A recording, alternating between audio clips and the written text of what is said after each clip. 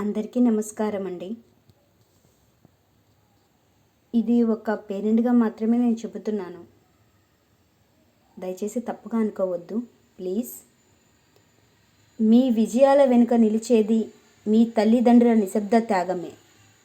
వాళ్ళు మాట్లాడలేకపోయినా చెప్పకపోయినా మీకోసం రోజు తమ కళని త్యాగం చేస్తున్నారు.